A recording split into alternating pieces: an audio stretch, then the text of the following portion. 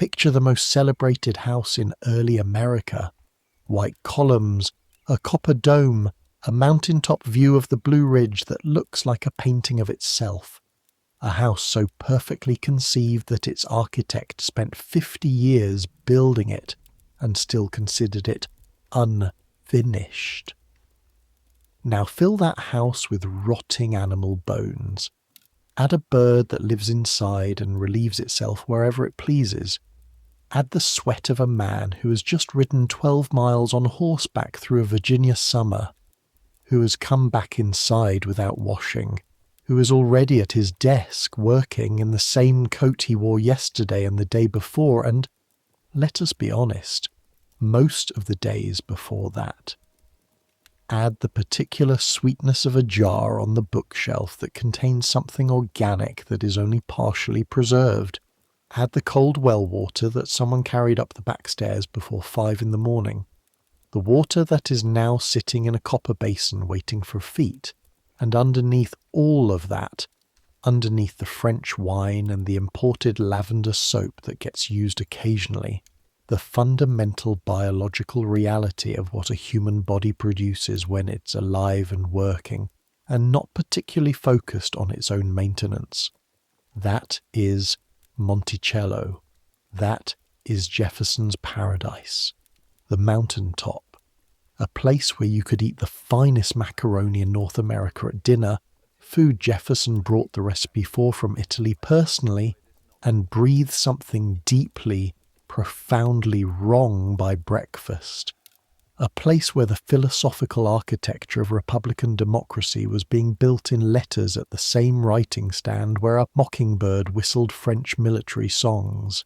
A place where a man kept records of every raindrop and every germination, and the exact date of every first frost going back 32 years, but whose study coat had a mended cuff that nobody mentioned, and a stain on the right sleeve that had survived every attempt to remove it.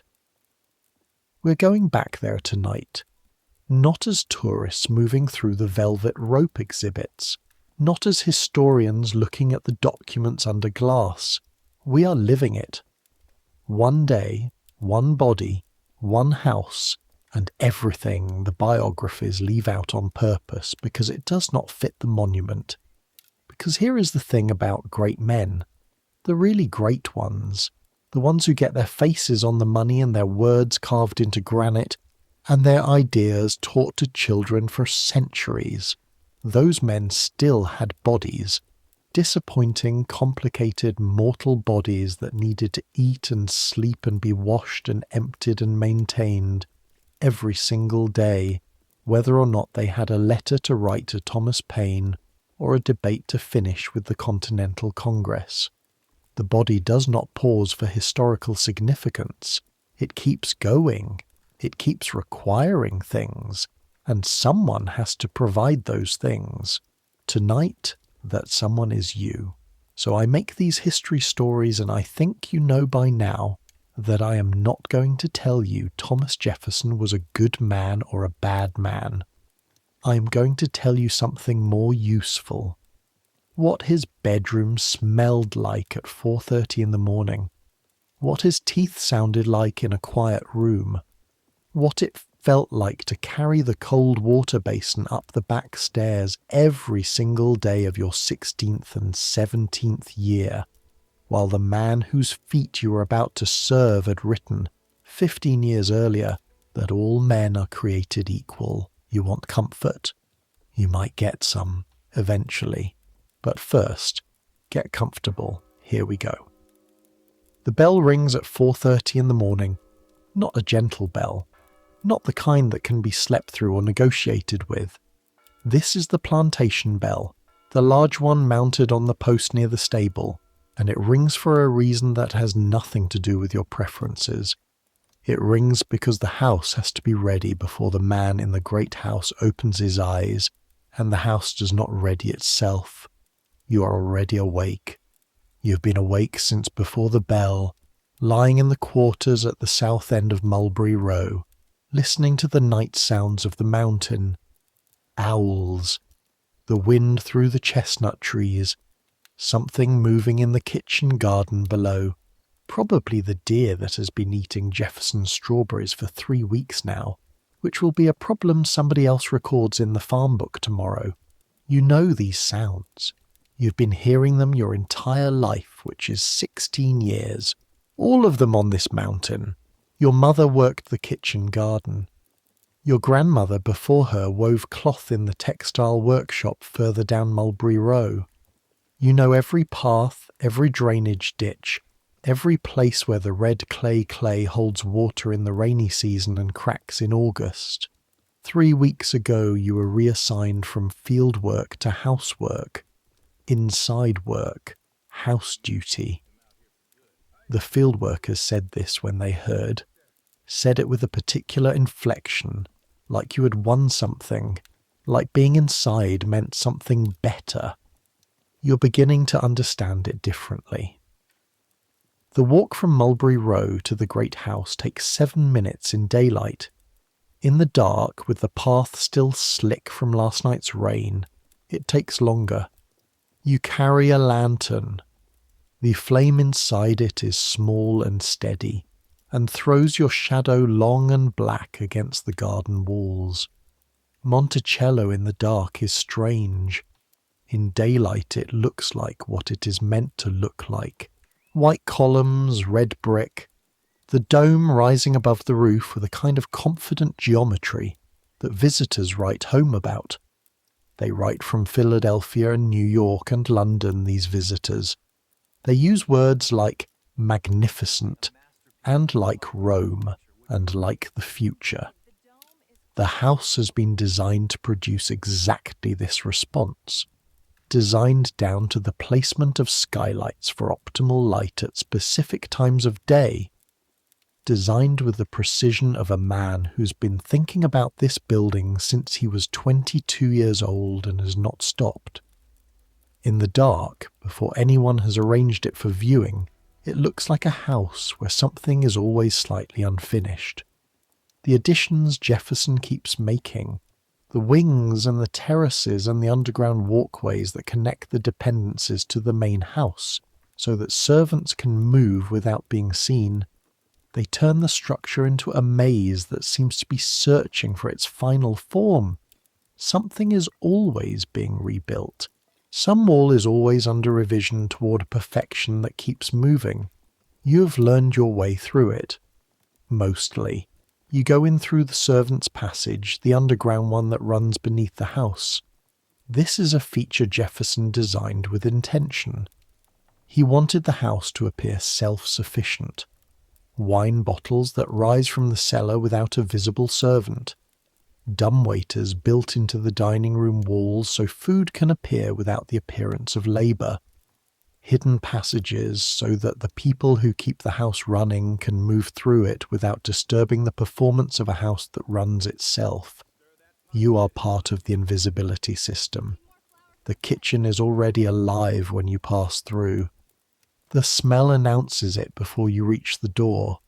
Wood smoke. Fat rendering in a pan. The particular sharp animal smell of something being broken down and prepared that you have learned not to investigate too closely. The cook. A woman who has been in this kitchen since before you were born and who has opinions about everything that happens on this mountain. Delivered in a continuous low murmur that you have learned to hear and not interpret as invitation, is already working by the light of 2 candles and the fire. She hands you the basin without looking up from what she is doing. It is copper, dented in 3 places, cold in your hands in the way that metal is cold in the early morning, an immediate cold like touching something that has been outside all night. Your first job of the day is to fill this basin. Not with warm water, this is the important part. Jefferson's morning foot bath, the one he has taken every single morning for going on 40 years by 1801, has to be cold. Well, water cold, which in October means cold enough to make your breath catch. He has written about this in letters. He has recommended it to his friends. He considers the cold water foot bath one of the primary reasons he has survived to his late 50s in reasonable health, when so many of his contemporaries have not. He soaks his feet for as long as it takes to read his morning correspondence, sometimes longer. The cold water, he believes, fortifies the constitution, braces the system. The logic is his own, worked out over decades of observation, and refined in letters to physicians who sometimes agree with him, and sometimes write back politely sceptical replies that he files and does not change his behaviour in response to. You have been told about the cold water 3 times by 3 different people in your first week of house duty. The cold. It matters. He will know if it is not cold enough. The well is at the bottom of the east garden. You walk toward it in the dark, the lantern swinging in your right hand, the copper basin in your left, the grass soaking your feet through your shoes within the first 20 steps. The rope is stiff with the cold of October. Your hands are not yet fully awake. You lower the bucket and listen to it hit the water far below, a sound that goes down the stone shaft and comes back up slightly altered, the echo of water hitting water. What comes up is cold enough to ache.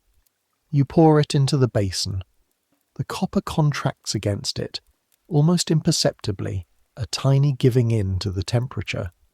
By the time you carry the full basin back up to the house, up the back stairs, counting the 12 steps by feel in the dark, the water is still very cold. You push open the bedroom door with your shoulder, the door that opens on well-oiled hinges so silently that even the bird in the study next door does not stir. You have not been in the bedroom before today. That task has always fallen to one of the others. Today it falls to you. The smell in the room is the first thing you know. It is not what you expected. You had not formed a clear expectation, but whatever formless shape of an expectation you had, this is not it. You expected something grand, something that smelled like authority, like the kind of gravity that allows a man to write, "All men are created equal" in one sentence and own 600 people over the course of his lifetime in the next. What you get is the smell of sleep. A large body that has been still for 8 hours in a closed room. The particular depth and staleness of that. The warmth of breath and skin accumulated through the night. Underneath it, something earthy and bookish, old paper and something like soil. And underneath even that, faint but specific, the horse. He always carries the faint smell of the horse. You will learn this over the following months.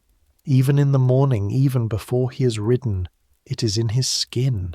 Something in the way he sweats through his coats on long rides and lets them dry on him before changing. The smell has worked its way deep enough that washing does not fully reach it. This will become a piece of information you carry. The Jefferson smell.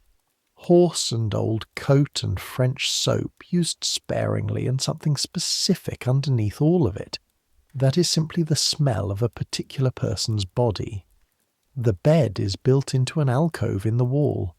A French design, a style he saw in Paris and came home determined to replicate. The curtains around the alcove are heavy wool. Behind them, a sound. The deep, uneven breathing of a man still moving through the last edge of sleep. There is already a basin on the floor near the alcove. The overnight basin. You were told it might not be empty. This morning it is not empty. You pick it up with the practiced matter-of-factness that you are developing as a professional skill, the ability to handle something without fully registering what you are handling and carry it down the back staircase. When you come back up, Jefferson is awake. He is sitting on the edge of the alcove, his feet hanging over the side, the heavy curtains pushed back. He is wearing a nightgown of coarse linen, long to the ankle. His hair is loose, unpowdered, reddish-brown going to grey, falling around his face in a way that is completely unlike any portrait of him you've ever seen. Without the powdered wig, without the formal coat, without the arrangement of the public man, he looks like someone's grandfather sitting up in the morning before anyone has organised him into himself. He is also very tall. Even sitting, the fact of his height is present. He is 6 feet 2.5 inches, which in 1801 makes him remarkable to be near. His spine curves slightly forward, the curve of a man whose body has accommodated decades over writing desks. His feet, hanging over the edge of the alcove, are large. His hands are resting on his knees and are freckled from wrist to knuckle. He does not look at you. This is something you will come to understand as a pattern. Jefferson does not look at the house servants during the performance of their duties, not at you specifically, not at anyone in that role. There's a word that you do not have yet for what this is, the specific way of not looking that is different from simply not noticing. This is a practiced not looking, a managed absence of gaze. Because if he looks, then the person is there, and if the person is there, then certain things that would require examining become things that require examining. His feet extend toward the basin. You push the basin closer. His feet make contact with the cold water. The reaction is immediate. He breathes in sharply through his nose. His spine straightens. The off-focus of the just-woken face sharpens into something more present. He exhales slowly, deliberately, the way someone exhales when they have decided something. Then he reaches for the stack of letters on the small table to his left. There are always letters.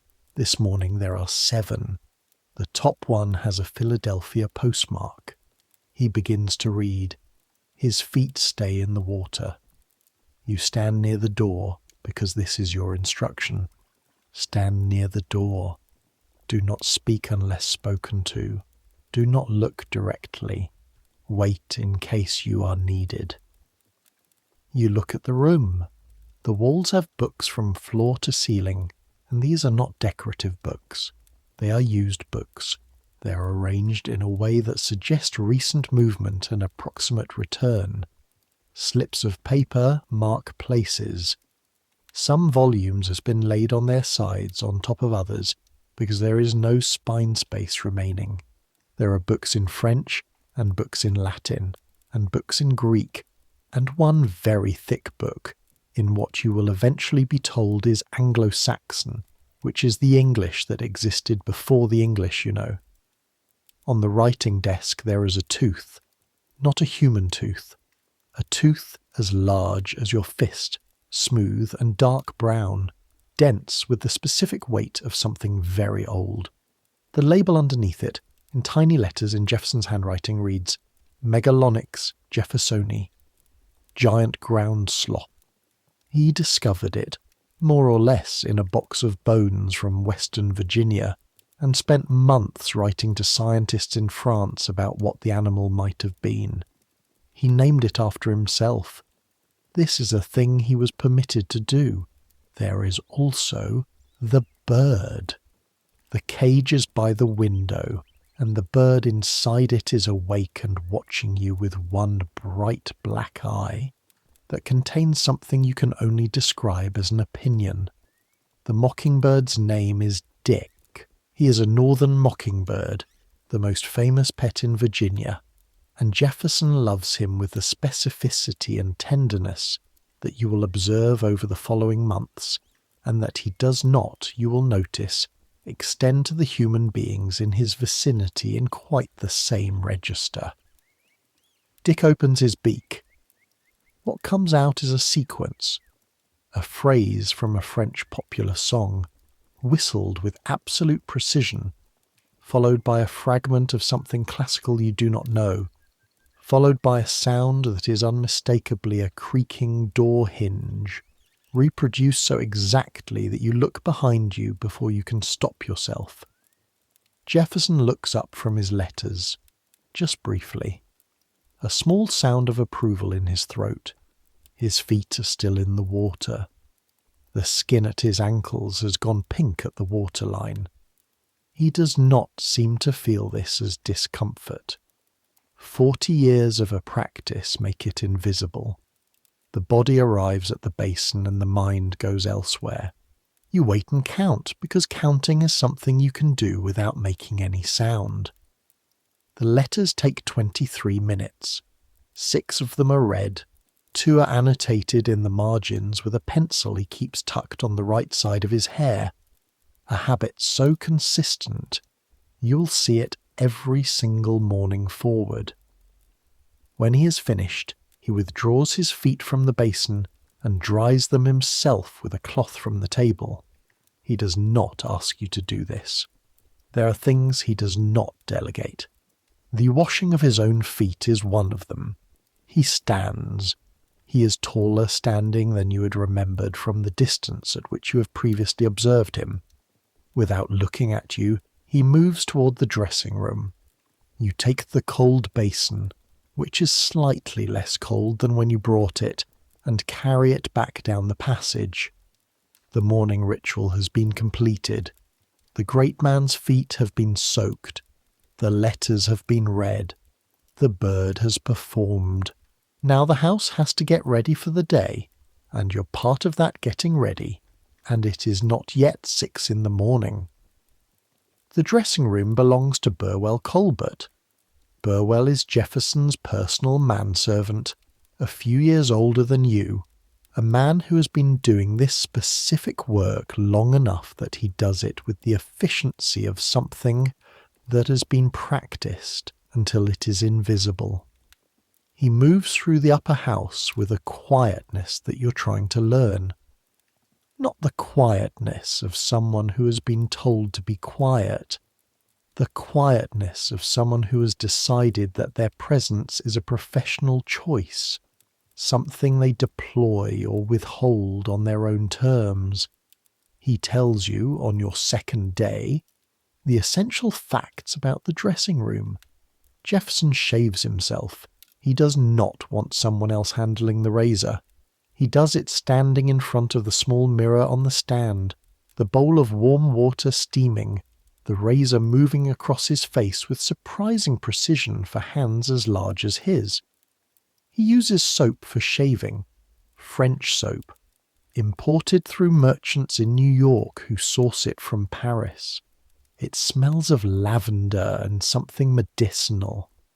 He does not use a great deal of it for anything else. This is the paradox of Jefferson and cleanliness, which you begin to understand in your first weeks. He is, by the standards of his era and his class, reasonably attentive to certain aspects of personal maintenance. He shaves daily. He changes his linen regularly. He soaks his feet. He is meticulous about his wine, his food, his garden, his correspondence. He brought back from France in 1789 a sensibility about refinement that shows in the food and the architecture and the intellectual life of the house. But the body itself, the physical body, the maintenance of the skin and the smell and the overall situation of a large man who rides hard every day and works in a study full of organic specimens and a bird, that body is maintained with somewhat less precision than everything around it. He sweats extensively on horseback. He rides every day, sometimes 2 hours, through the mountain trails and the fields, on a tall bay named Caractacus. When he comes back, the smell that comes in with him is its own weather system. Horse sweat, which is heavier and more animal than human sweat, layered over human sweat, layered over the leather of the saddle and the red clay dust of the mountain paths, and something sour that is simply the smell of sustained physical effort. He does not immediately bathe after riding. He goes back to work. The smell comes with him into the study. where it joins the smell of the study, and by mid-afternoon the study is a complicated olfactory experience that new visitors to the house register and then, quickly, learn to process as simply the smell of the place. He changes his shirt in the evening before dinner. Burwell handles this. The clean linen comes out. The cravat, which Jefferson has a strained relationship with in terms of correct tying, is managed. The evening coat is different from the study coat. The shoes are blacked. But the study coat is the thing that returns every morning to the writing stand. You are sent to the study on your third morning to dust. Dusting the study is an enterprise. The bookshelves on the east wall take 20 minutes to do properly, which means moving each volume far enough to reach the shelf behind it, which means catching the slips of paper that fall out of many of them, which means replacing those slips in approximately the correct location without disturbing whatever system Jefferson is maintaining in his head. You work carefully. The architecture books from France, the ones with the engraved plates of Roman temples he's been trying to reproduce in Virginia brick for 3 decades. Locke, Aristotle, several volumes of natural history in French. Then the shelves with the specimens. Jefferson collects things from the natural world, with the appetite of a man who considers the North American continent to be underappreciated by European science and wants to prove otherwise through the accumulation of evidence. There are shells, jawbones, one of them the size of your forearm, a bird skull old and dry and hollow, a section of mammoth tusk as thick as your arm, arrowheads from the Ohio Territory, pressed plants in flat frames, though the colour has gone out of most of them and they have become grey suggestions of themselves. A shallow dish containing what appear to be stones until you look more carefully and realise they are teeth, some clearly animal and 2 or 3 less identifiable. There's also something in a glass jar that you move past without looking at directly and do not return to think about until later, when you have developed more equanimity about these things. The smell of this section of the shelves is specific and stable. Old organic things, dried skin, dried bone, the particular dusty sweetness of decay that has been halted part-way through and has since settled into something permanent. It is not a sharp smell. It is old and settled and layered into the wood and the paper. It has been here a long time. Dick watches you dust from his cage by the window. He produces sounds at irregular intervals, sometimes musical, sometimes a door hinge, sometimes a very exact reproduction of Jefferson's own cough, the one he makes in the morning when his chest is still clearing itself, a sound so accurate that the first time you hear it from the bird you look toward the door expecting the man. You move the giant sloth jawbone carefully to wipe the shelf beneath it. The weight of it is dense in a way that old bone is dense, different from the weight of a stone of the same size, carrying a different quality of heaviness that you can feel in your wrists. You put it back exactly where it was. Jefferson does not look up from his writing. His pen makes its sound across the paper. Long, even strokes, the left-handed script that still surprises people who expect something more conventional. He writes for hours every morning, tens of thousands of letters in his lifetime, dispatched to every significant figure in the Atlantic world. He has a particular way of holding his wrist to keep the ink from smudging, a technique he developed young. The pen scratches.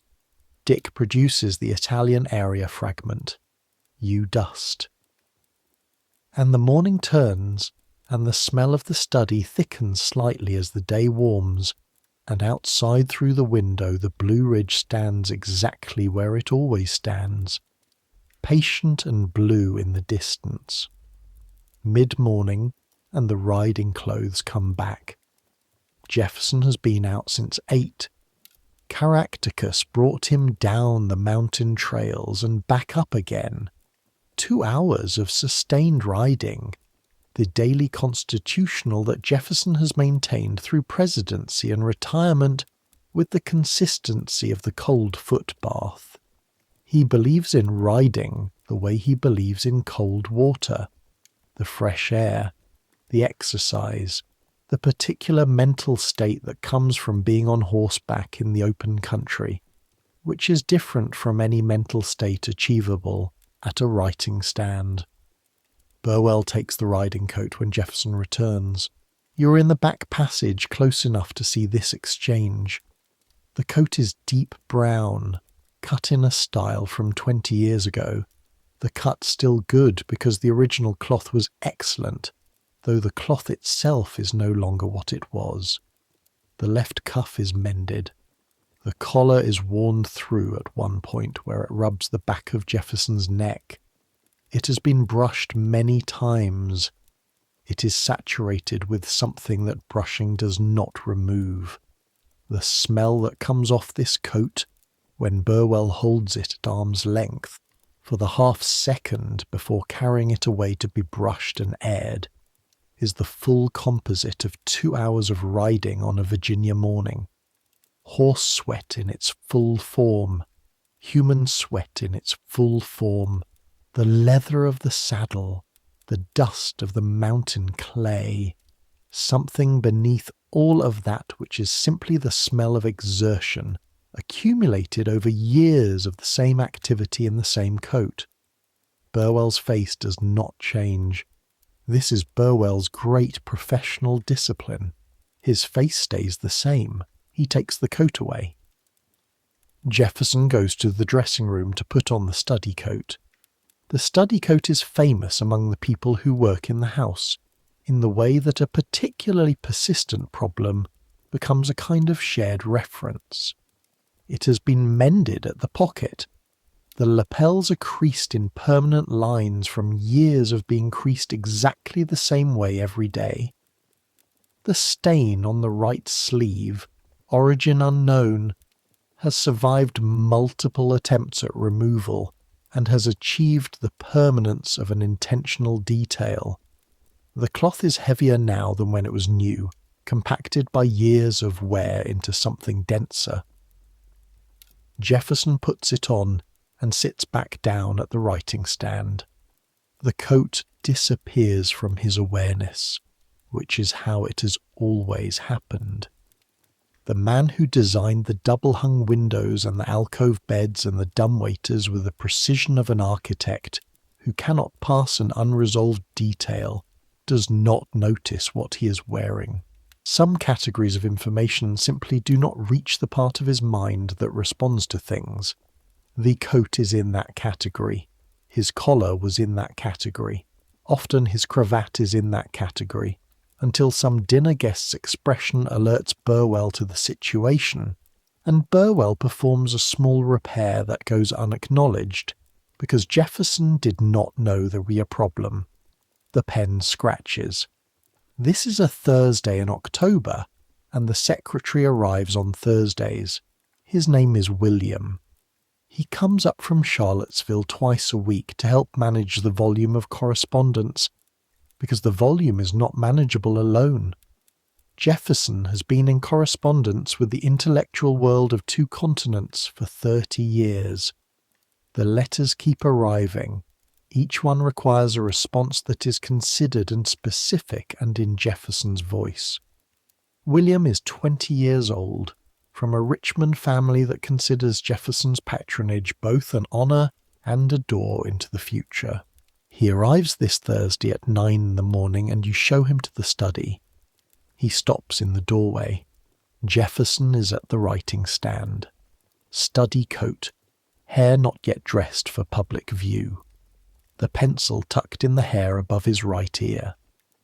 Dick is performing a sequence that today begins with the French song and continues through the door hinge into something new, an ascending whistle that seems to be original composition that you have not heard Dick produce before. In the corner of the room, on the edge of the writing stand, the breakfast tray has not yet been removed. It holds the evidence of the morning. A bowl with a crust of porridge dried to its sides, a cup with a brown ring inside, a piece of bread partially eaten and then set down, a spoon that is very slowly sliding toward the edge of the tray. The spoon falls. Jefferson does not look up. William looks at the spoon, looks at Jefferson, looks round the room, taking in the jawbones and the pressed plants and the glass jar and the bird and the very worn coat. You pick up the spoon and the tray and leave without saying anything. Over the following weeks, William adjusts. He learns not to expect the study to match the portraits. He learns that Jefferson in working life is not Jefferson in the biography. The coat will not improve. The bird will comment on everything. The specimens on the warmer shelves smell worse in the afternoon than in the morning. The breakfast tray will sometimes still be there at noon. He also learns that when Jefferson turns from the writing stand and gives you his full attention, when he actually looks at you and engages with whatever question has been brought to him, everything else becomes irrelevant. The coat, the smell, the 50 unresolved things, all of it disappears because Jefferson talking, Jefferson actually interested in something you have said, is one of the most remarkable experiences available in 1801. William will tell people about this for the rest of his life. The brilliance will be what he describes. The coat will stay in his private memory, accurate but subordinate to the larger thing. This is how Jefferson has always worked. Now, about the teeth. This is a story the biographies tend to move past quickly. But you cannot live in this house for a month without understanding it, because the teeth are present in the room in a way that cannot be missed once you know what you are hearing. Jefferson began losing his teeth in his mid-30s. The toothaches appear in his correspondence with a regularity that suggests real suffering. The solutions available to him were the solutions available to everyone in his era. Extraction, which was painful and permanent, and replacement, which was complicated and expensive and often unsuccessful. The dentists of the period used various materials: ivory from hippopotamus, ivory from walrus, animal bone, metal springs and pivots to hold the replacement pieces in position, and sometimes, acquired through means that nobody discussed at formal dinner tables, human teeth. Human teeth taken from corpses, from soldiers fallen in battle, from the poor who sold them. The practice was common enough to be a known trade and discreet enough that the customers who benefited from it did not discuss the sourcing. Jefferson's correspondence includes careful letters to his dentist in Philadelphia about the fit and the springs, and the way the replacements affect certain consonants in speech, which he cared about. Having spent decades giving addresses to legislatures and diplomatic assemblies, he was precise about his articulation. He wanted the replacement teeth to function.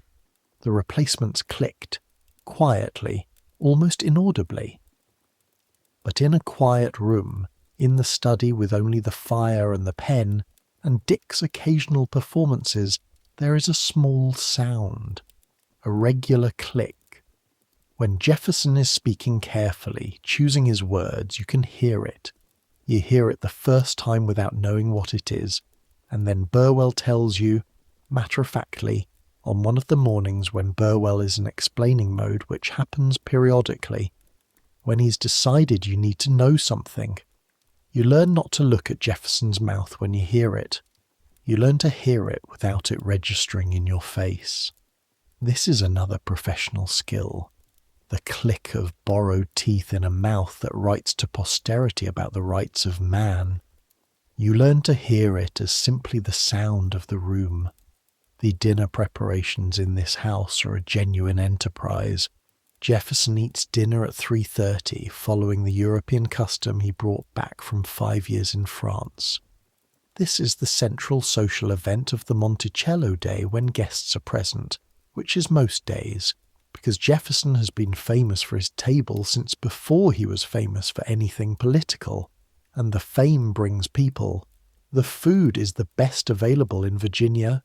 The wine is the best Jefferson can arrange, which is to say excellent, because Jefferson has spent more money on wine than on almost anything else, and has opinions about it that could fill a pamphlet.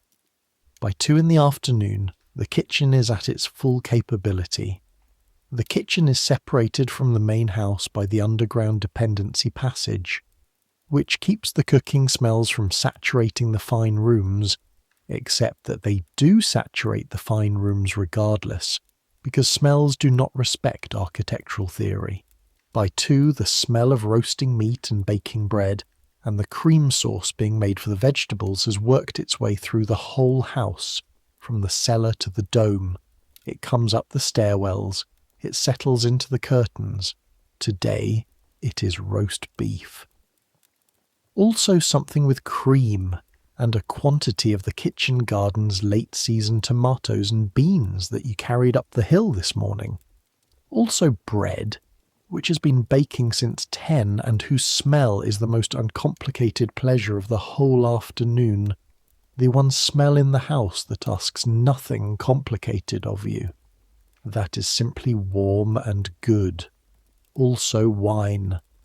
2 bottles come up from the cellar, carried by you, because today you are assigned to dinner service, and dinner service includes the bottles.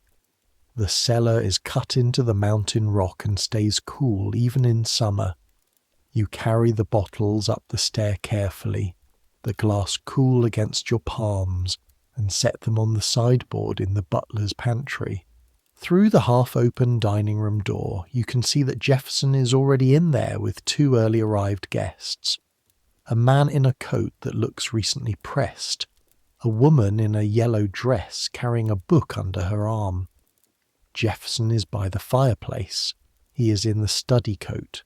He has not yet changed.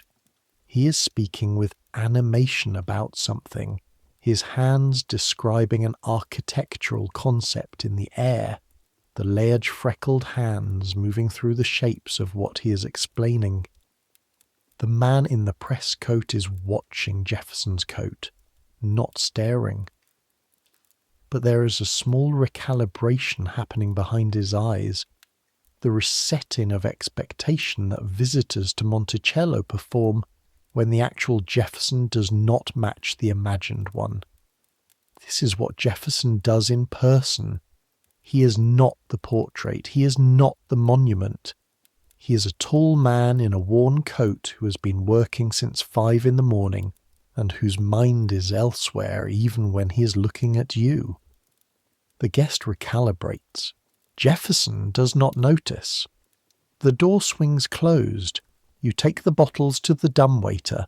There is a woman in the corner of the dining room that evening at the dinner who is writing things down. Not obviously. She has a small card and a pencil, and she's making brief notes between courses in a way that looks like she is writing down the name of the wine. She is not writing down the name of the wine. She's writing down observations about Thomas Jefferson at his own table. You notice this. You do not comment on it. She is from Philadelphia, and her husband is a judge, and she is, you will learn from Burwell later, someone who writes letters to a wide correspondence of her own. Letters that are passed around and read aloud and that function as social documentation. She is, in her own time and in her own way, a recorder. What she records about this evening: the food is extraordinary. The wine is remarkable. Jefferson's conversation ranges from the agricultural potential of the Mississippi Valley to the paintings in the Louvre, to the specific techniques used by different Bordeaux vineyards. He is, at the table, the best host she's encountered in 20 years of dining in the homes of great men.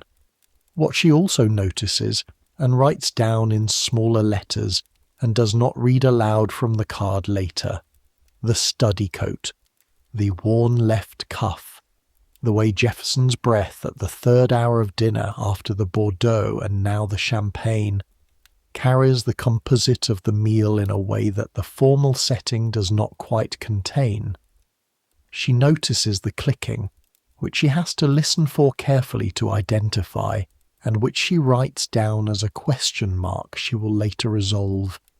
She notices the servants, moves around a room, notices that Jefferson does not look at them, and notices that this not looking is not the not looking of someone who does not see, but of someone who has decided to manage what they see.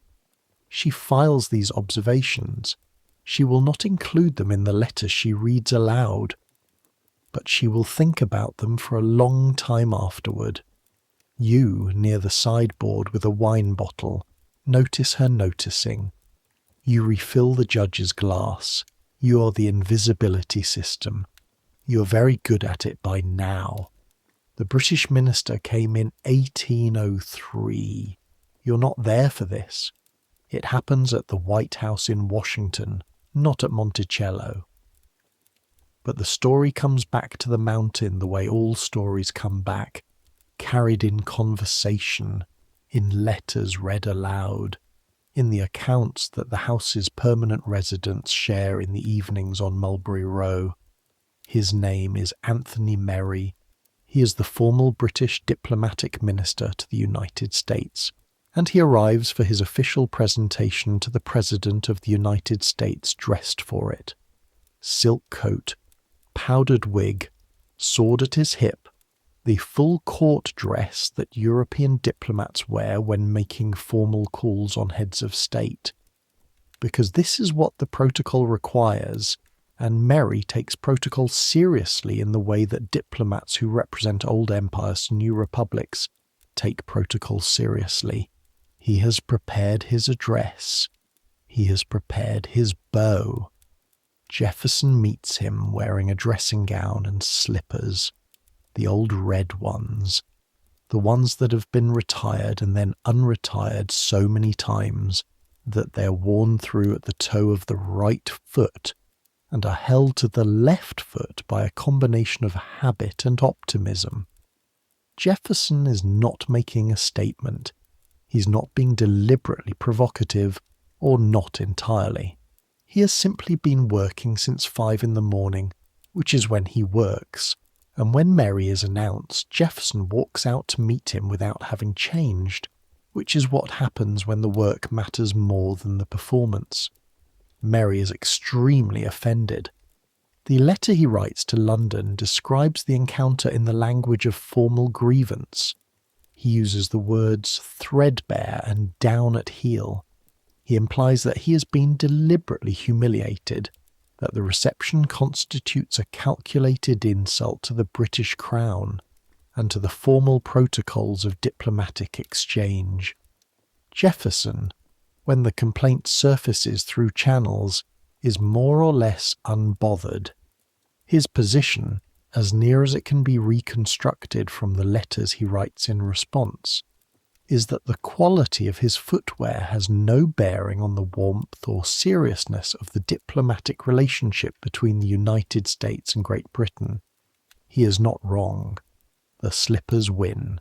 Priscilla, who has been at Monticello since before Jefferson was president, tells this story in the evening sometimes, and what lives in her expression when she tells it is complicated. Not admiration exactly, not the opposite of admiration. Something that has room in it for the fact that the man who owns the people on this mountain walked into a formal diplomatic meeting in his worn-out slippers, and the representative of the empire that ruled half the world wrote angry letters about it. And in the final accounting, Jefferson came out ahead. The slippers won. There is something in that. You do not know exactly what to do with it. But you think about it.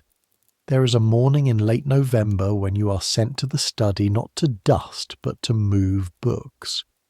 Jefferson is reorganizing a section of the shelves, which is a project he undertakes periodically with great intention, and then abandons partway through when something more urgent arrives in the form of a letter that needs answering. He's been at it since dawn. By the time you arrive at 8, there are stacks of books on every available surface, and he is standing in the middle of them in the study coat, and the slippers with a book in each hand comparing them.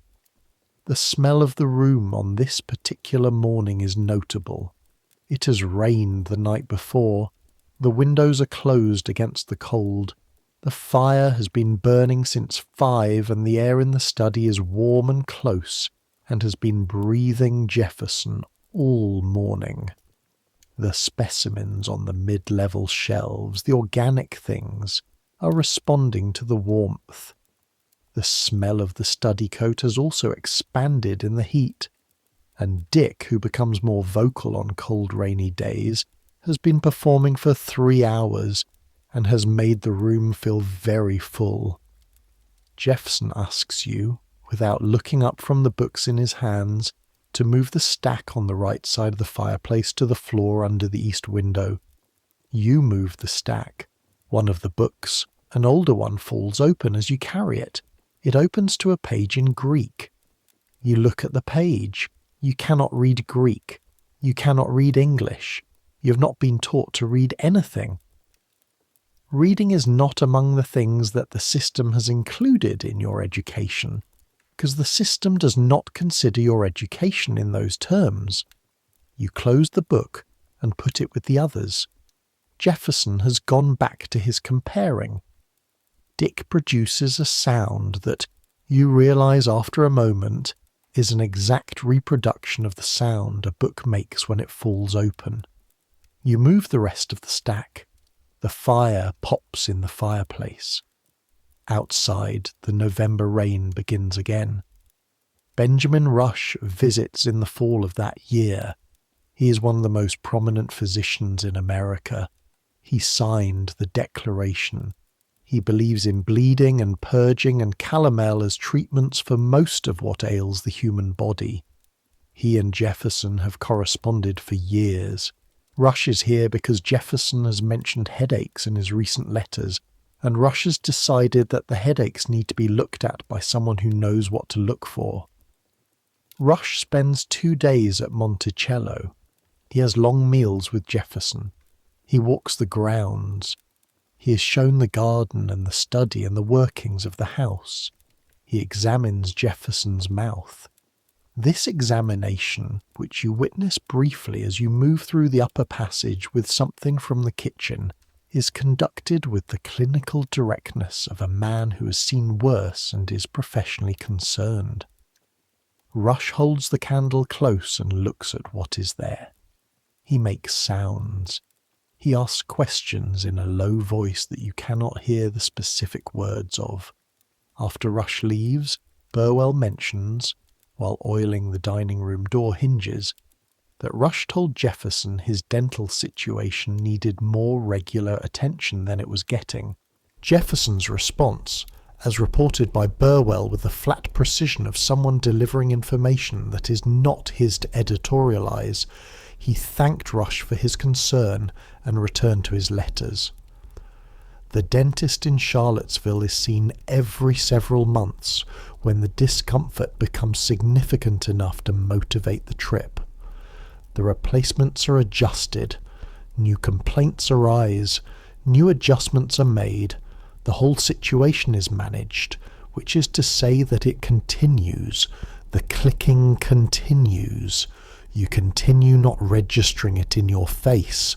Rush also writes, in a letter to a Philadelphia colleague that is passed around and eventually summarized to someone who summarizes it to someone on Mulberry Row, that Jefferson's study contains enough preserved organic material to constitute a respectable natural history collection, that the bird is extraordinary, and that the general environment of Monticello is simultaneously the most intellectually stimulating and the most olfactorily demanding space he has visited in several years of travel. He says it with something like admiration. This is the consistent response. Jefferson's people make room for things that would be intolerable from anyone else. The threadbare coat becomes character. The worn shoes become democratic principle. The smell of the study becomes evidence of the life of the mind. The morning basin and the cold water and the chamber pot that needs emptying, and the old slippers and all the daily biological management of a mortal body become, in the presence of the intelligence housed in that body, background, subordinate, not gone, just organized into a different meaning. This is either the most impressive thing about Thomas Jefferson or the most instructive. You are not sure which. You think about this on the walk back from the well on cold mornings, the basin heavy in your wet-shod feet, the cold of October turning into the colder cold of December. You have a lot of time to think on the walks. What the walks tell you, after enough of them, is this. Everyone in the universe of this mountain has made a calculation about what they can see and what they cannot see. Jefferson has made his. The guests make theirs when they arrive and recalibrate their expectations. William the secretary makes his over several weeks of Thursdays. Rush makes his. The woman with the note card at dinner makes hers, and her calculation is slightly different because she is a recorder, and recorders do not fully unsee things. They just decide what to say, and you make yours. Your calculation is different from all of theirs, because you are not choosing to be in this system or not to be in it. You are in it. The calculation you make is about how to move through it. You have decided to learn. You are learning the house, the sounds of it, the system of it, the way it manages its own contradictions. You're learning Jefferson, not the monument Jefferson, but the actual physical Jefferson, the man with the cold feet and the borrowed teeth and the worn coat and the bird he loves, with the unreserved tenderness he cannot seem to locate when the humans in his environment need it. You're learning what precision means when applied to some things and not to others, what it means to care enormously about the specific slope of a skylight and the exact temperature of a wine, and not to look at the person who carried the wine. You are learning this not because you want to, but because you are here, and what is here is what there is to learn. The December cold comes properly now. The mountain is bare. The leaves are down. You can see the shape of the mountain for the first time since spring, the hollows and the ridges that the summer hides, the bones of the land. Jefferson in winter is slightly different from Jefferson in other seasons. He goes out less, which means the study becomes even more fully his world, and by afternoon the study is very fully the study. The fire burns all day. Dick is more vocal. Jefferson is at the writing stand from before dawn until dinner, and the hours between those events are long and full of the pen scratching and the bird performing and the smell of the room condensing. He also reads more in winter, more. Evenings by the fire, in his shirt sleeves if the study's warm enough, the old slippers on the footstool reading something that makes him go still for minutes at a time. You come in the evenings to collect whatever is accumulated through the afternoon. The cup, the used pen wipers, the remains of something he got hungry for at 4 and had sent up. You collect these things without sound. You go. Once in December, coming to collect the evening things, you find him asleep in the chair. It happens in a moment, the way sleep sometimes happens at the end of a long day. He is there, and then he is somewhere else. The book is still open in his lap. His head is tilted to the left. His breathing is deep and even. Dick is silent. Even the fire seems to be performing at a lower volume. You collect the cup and the pen wipers as quietly as you can. You do not take the book. You go. He is at the writing stand before 5 in the morning. Aggie lives at the far end of Mulberry Row. She's very old. She does not work the field or the house anymore. She sits in front of her door in the evenings when the weather allows and people stop to be near her, because there is something in her presence that makes the mountain feel less absolute. You stop on your way back from the upper house sometimes. Aggie has seen Jefferson at every stage of his life that the mountain has witnessed. She was here when he came back from Philadelphia after the Declaration. She was here when he came back from France in 1789, speaking more French than English and carrying things in crates. She was here when his wife Martha died in 1782, which he says broke something in him that the house and the garden and the books and the decades have not fully repaired. She does not say he is good. She does not say he is bad. She says in the particular way she says things that are not simple. He is a man in a conversation with himself that has not ended. You ask what that means. She's quiet for a while. The evening is going cold. When a man knows something is wrong, she says, and cannot face fixing it or decides he cannot, he tends other things instead, very carefully. The garden, the house, the instruments, the systems. He measures the rainfall and the temperature and the germination time of every variety of bean. He designs the passages so the work stays invisible. He builds the dumbwaiters so the labour doesn't have to be looked at. He makes the house as precise as possible because the house is something he can make precise. She pauses. And the thing he cannot look at directly he arranges so it is always just out of line of sight. The mockingbird somewhere far up in the house produces a sound through the open window. Aggie hears it. That bird, she says, you do not ask what she means. You walk back to the quarters in the cold, and you think about what she said, and you do not reach a conclusion because there is no conclusion available, only the information itself, which sits with you the way the cold sits with you, felt on the skin and below it. Winter deepens. The well rope is stiff in the mornings. Your hands on the cold metal first thing are numb before they are fully awake. The path from the well to the house is frozen some mornings, the mud turned to corrugated stone, and you navigate it by feel, knowing which stones are lifted and which are level. The footbath does not change. Every morning, the cold water, the feet, the letters, the bird. The routine is its own kind of architecture, you realise. The cold water that fortifies the Constitution, the letters that connect the great house to the rest of the world, the bird that performs, all of it repeated with the precision of something load-bearing, not ornamental, structural. The ritual holds something together that would otherwise need different support. You begin to understand the cold water differently in December, when carrying it is genuinely difficult, when your hands are numb by the time you reach the bedroom door.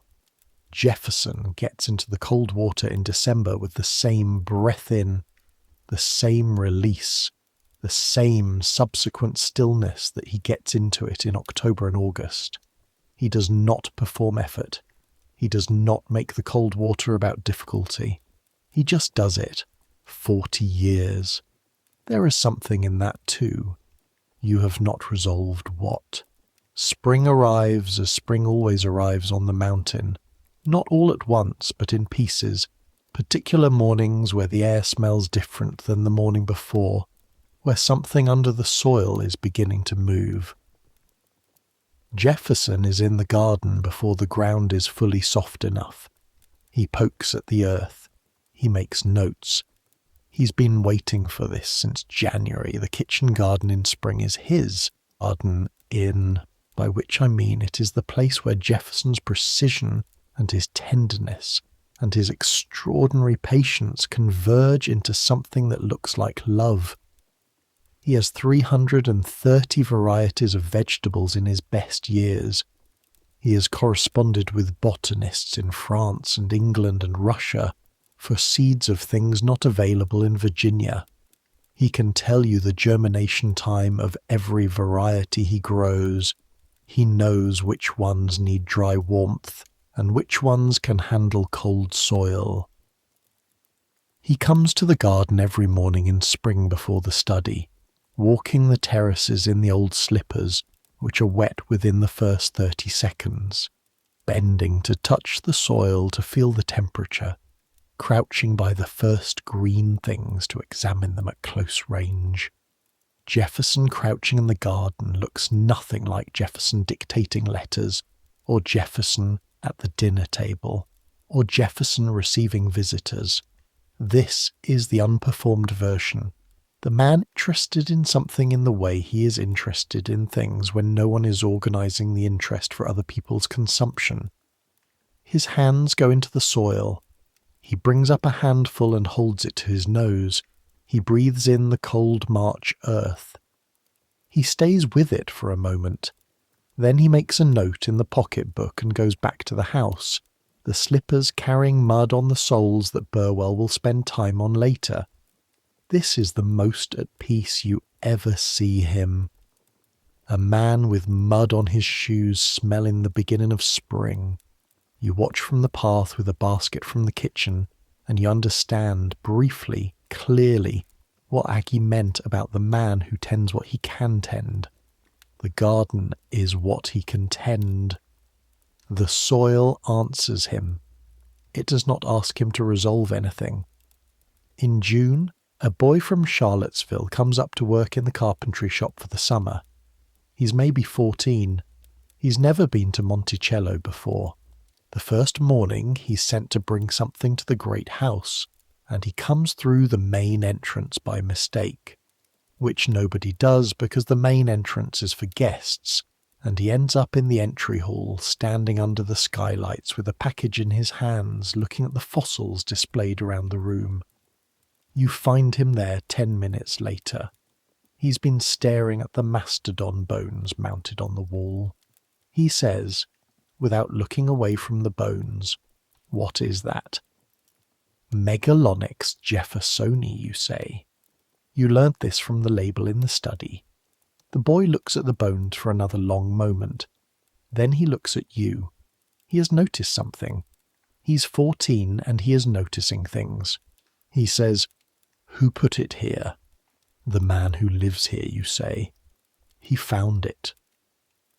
The boy looks around at the hall, at the elk horns and the Indian artifacts and the maps and the painting of Jesus over the door and the dinosaur on the wall. He is doing the work of assembling what kind of man lives in a place like this. He comes to a conclusion. Then the package gets delivered and he goes back to the carpentry shop and you go back to the house. But you thought about that moment for a long time after. The assembling of a conclusion from the evidence available, that is what the boy was doing. That is what you are doing, have been doing, all the months you've been in the upper house carrying basins and moving books and emptying things that need to be emptied. Assembling a conclusion from the evidence. The conclusion you are assembling is large and complicated and does not fit into a single form. It contains the mastodon on the wall and the chamber pot under the bed. It contains the declaration and the farm book. It contains the cold water foot bath performed every morning for 40 years and the stain on the study coat that nobody has mentioned in 2 years. It contains the way Jefferson looked crouching in the kitchen garden with his hands in the March soil, smelling the earth, briefly, unmistakably at peace. The conclusion does not resolve. It just gets more complete. The summer of that year. Hot in the way Virginia is hot. The specific heat that rises from the clay and the humidity together and has nowhere to go on a windless afternoon. The study in August, with the fire unlit and the windows open, has its August smell, which is different from its October smell and its December smell. more alive, more present. The specimens respond to warmth. The fossils do not smell, they are too old and too dry for that, but the preserved things, the things in the jars, the pressed plants, the bird skins in the flat box on the lowest shelf, these things have an august quality, something released by the heat, something that was waiting. Dick is loud in August. He performs for hours. Jefferson works through it. He is always working through something. His correspondence does not pause for heat or for the bird or for the smell of August. The letters go out. The letters come in. The pen scratches.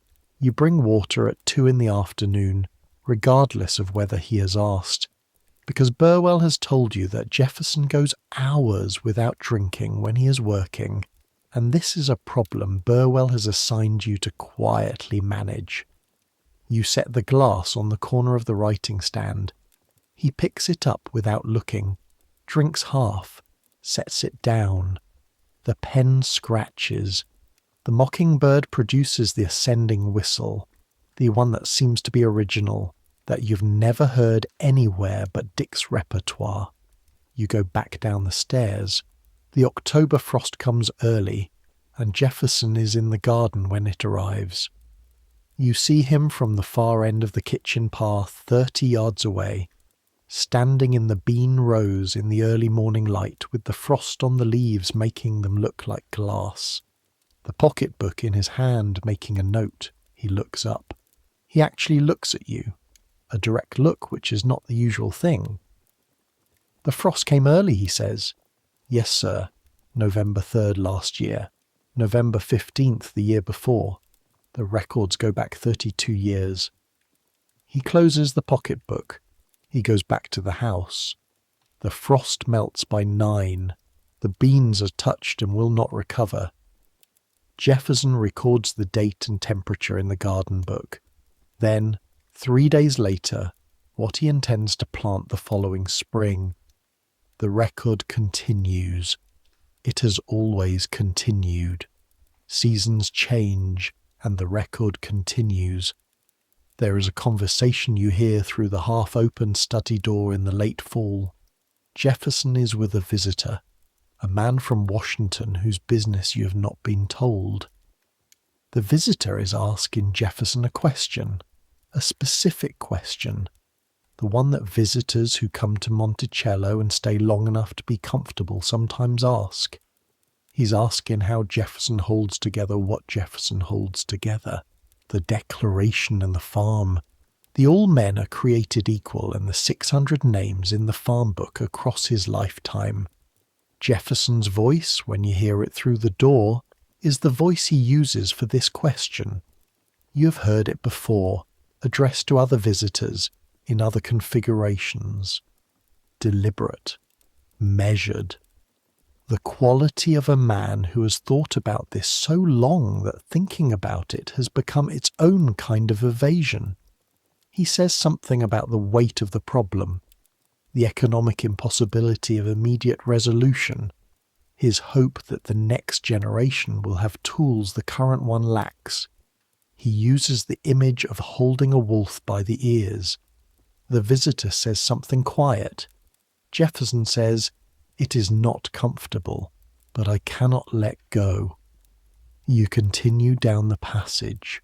You have been holding the wolf by the ears for your entire 16 years. You were born holding it. The difference is that when you let go, the wolf eats you. You carry the tray back to the kitchen. The cook asks if you're hungry. You say yes. She gives you something from the pot. You eat it standing up. Your second winter at Monticello. You're 17 now, which is not a ceremony, not a day anyone has marked, but a thing you know. 17. Another year of cold morning walks and copper basins and the sounds of the study and the smell of the study coat. You are faster at everything now. The route from the well to the bedroom has been made yours by repetition until the motion is as automatic as the routine itself is for Jefferson. 4 minutes, 10 seconds in dry weather, 4:30 in rain. The stone steps counted without counting, the door that opens on its oiled hinges, the room that smells of sleep and horse and old books, and the faint presence of 40 years of the same cold water. You know the mockingbird's full repertoire now. 30 distinct sounds combined in different sequences, the French song and the Italian fragment and the door hinge and the military march and the Jefferson cough and the ascending whistle. You know which sounds Dick produces on warm mornings and which ones he reserves for cold afternoons. You know that the creaking door sound appears more often when someone new has come into the house, as though the bird is commenting on the entrance. You know the study coat's complete history of damage, the mended cuff on the left, the collar wear, the stain on the right sleeve. There is now also a small tear near the bottom of the right pocket that has not been mended yet, and that Burwell has not addressed because addressing it would require the coat to be removed from circulation, and removing the coat from circulation is not a project Burwell has attempted. You know what Jefferson's feet look like in January, when the cold water makes the skin go white to the ankle before the pink comes back in. You know the callus on the outside of his right foot. You know the way he spreads his toes when the water first makes contact, the involuntary spread that happens before the acceptance. This is a strange kind of knowing. To know someone's feet better than their face. But this is the shape of what is available to you, and you have taken the shape of it. Burwell talks to you more now than he did in the first months. Not much more. He is not a man who talks more than is useful, but sometimes in the evenings, when some piece of maintenance needs doing in the upper house and both of you are there for it, he says things. He says, one evening in January, oiling the study door hinges again. You've learned the house now. You say, mostly. He says, there are things about this house that can't be learned. You learn around them. He tests the hinge, smooth and silent. Some men, he says, build very well because they cannot fix the thing that needs fixing, so they build everything else, very carefully. The garden and the library and the wine and the passages so you don't have to be seen. Everything organised and recorded and precisely maintained. Because if you make the thing around the problem beautiful enough, the problem becomes harder to see. He puts the oil away. He looks at you. The problem does not become smaller, he says. It just becomes harder to point at. He goes back down the stairs. You stay in the passage for a moment. The study door is perfectly silent on its hinges. The last night that you spend in the upper house, before your reassignment to a different task on the farm, is a Tuesday in February. You lie on the narrow cot in the north end of the passage, the one used by whoever is on first call overnight, and you listen to the house. The house has its own breathing, the wood settling in the cold, the wind through the imperfect seams around the dome, something in the East Dependency passage, probably the same settling that has been happening since the building was new. That sounds like a footstep and is not. The fire in the study, which Jefferson has let burn low before he retired, ticking as it goes out. From behind the bedroom door the sound of Jefferson's breathing, slow and deep and regular. The breathing of a man whose constitution, he would say, has been maintained by cold water and fresh air and moderate diet, and the annual 2 hours on horseback. The breathing of a man who will live to 83, which in his era is remarkable. The breathing of a man with borrowed teeth in a case on his bedside table, and a worn coat on the back of the chair. Dick is covered for the night, the cloth over his cage, and under the cloth he's quiet. The fossils on the shelves in the dark are the fossils they always are in the dark. The books hold their words in the dark. The farm book sits closed on its shelf. You lie there and you listen to the whole house breathe. In 6 hours the bell will ring. You will walk to the well. The rope will be cold. You will fill the basin. But that is 6 hours from now. Right now, in this specific moment, the house is just a house on a mountain in Virginia, and the man in it is just a man, and you are 17 years old and you know things you did not know a year ago. You know what cold water does, not just for the feet. You know that a practice sustained for 40 years becomes structural. It holds something up. The man who soaks his feet in cold water every single morning is also the man who shows up, who writes the letters, who records the rainfall, who names the giant sloth, who designs the passage so the work stays invisible and then still gets the work done. The cold water is where he starts every day, and the starting point is what makes the day possible. You know what a coat accumulates, not just smell. A coat is a record. The stain on the right sleeve, the worn collar, the mended cuff. Years of the same mornings, years of the same study, the smell of the horse and the smell of the books, and the smell of the long work all pressed into the cloth. A coat that cannot be thrown away because throwing it away would mean the years do not count. You know what the bird knows. This is harder to say. But Dick has been listening to Jefferson for years, and what he has absorbed, the sounds he produces, are the sounds of this man's life. The cough, the specific door hinge of the study, the French songs Jefferson brought back from Paris, the Italian fragment from the music he plays on his violin on evenings when the guests have gone and the house is quiet. Dick has organised all of this into a repertoire, and the repertoire is a kind of record, and the record is a kind of love. And you know what Aggie knows, that a man who cannot face the central thing in his life builds everything around it with extraordinary care, and that the care is real, even when the avoidance is real. Both can be true. The garden is real. The cold water is real. The word all in all men are created equal is real. And the farm book is real. The house settles. The fire in the study goes the last way out. The bell will ring in 6 hours. Let it come. Let the morning come with its cold rope and its full basin, and its 12 steps of the back staircase counted in the dark.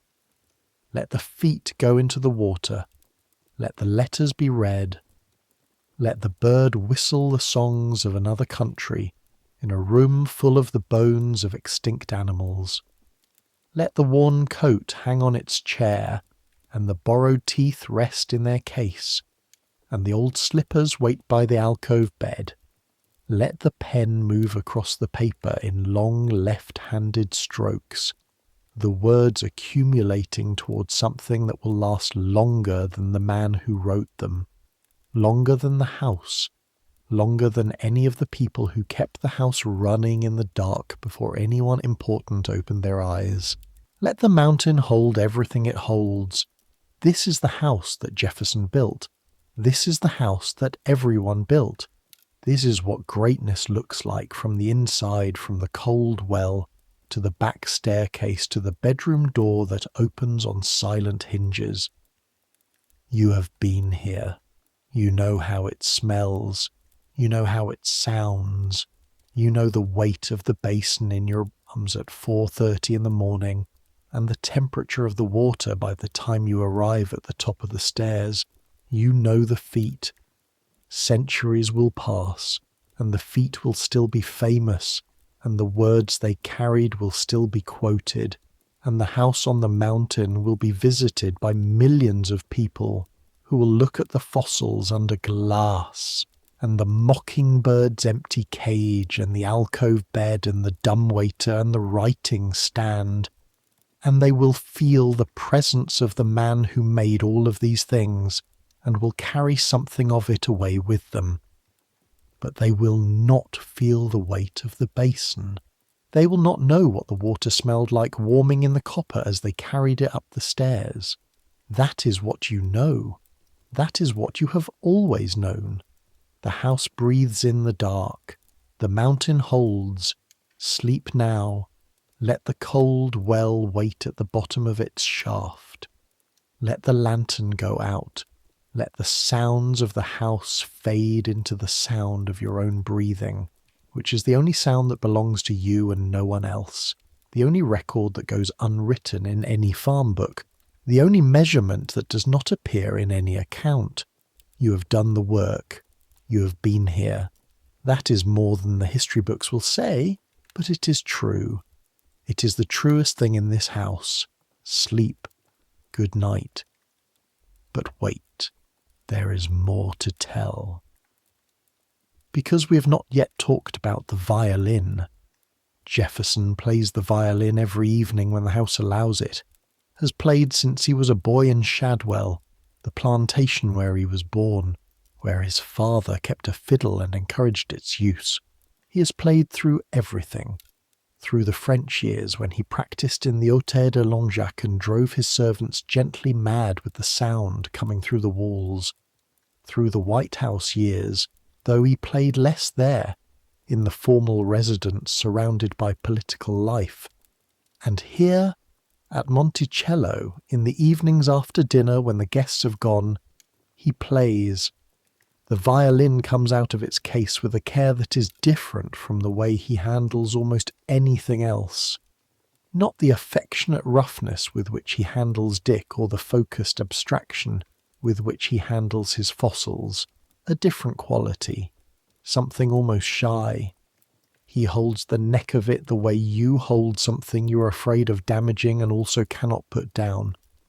He is not a bad player. He was, in his youth, reportedly very good. The years have done what years do to the fingers of a man who has been writing 10,000 letters a year and riding 12 miles a day and not practising as consistently as he should. But the musical intelligence is still there. You can hear it. He plays phrases that have a shape to them, that understand themselves, that know where they're going. He plays in the study, with the fire burning low, and Dick's cage uncovered so the bird can hear. Dick listens when Jefferson plays. This is a behaviour that Jefferson finds remarkable, and that he has mentioned in letters. The bird goes still. The repertoire pauses.